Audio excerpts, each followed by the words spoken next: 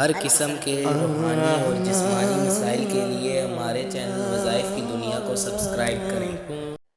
نحمده ونصلي ونسلم على رسوله الكريم اما بعد فاعوذ باللہ من الشیطان الرجیم بسم اللہ الرحمن الرحیم۔ سلسلہ روحانی وظائف میں آیت کریمہ کا وظیفہ بیان کیا جا رہا ہے۔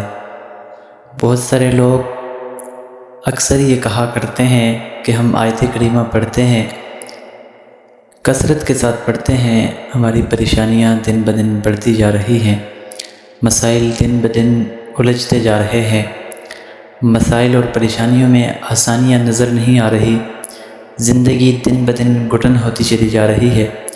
تو آج ہم جو طریقہ بتائیں گے آیت کریمہ کا، اس طریقے پر اور زیادہ تعداد بھی نہیں، بہت کم تعداد میں پڑھنا ہے۔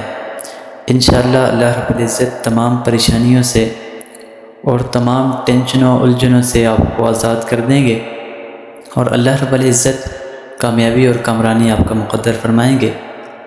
آیت کریمہ لا الہ الا انت سبحانک انی کنت من الظالمین، آپ نے مغرب کی نماز پڑھ کر اس کے بعد اتحیات کی شکل میں بیٹھ کر، یعنی دو زانو ہو کر بیٹھنا ہے، اور اس کے بعد اپنی ٹینشن پریشانی جو بھی ہے اس کو سامنے ذہن میں رکھ کر تصور کر کے دعا کی صورت میں ہاتھ اٹھانے ہیں، اور پھر ہاتھ اٹھا کر اول آخر درود شریف پڑھ کر 7 مرتبہ آیت کریمہ پڑھنی ہے، اور اس کے بعد جو بھی دعا مانگیں گے انشاءاللہ اللہ رب العزت دعا کو رد نہیں کریں گے، اور آپ کی جو ٹینشن جو پریشانی ہوگی اللہ رب العزت اس کو دور کر دیں گے۔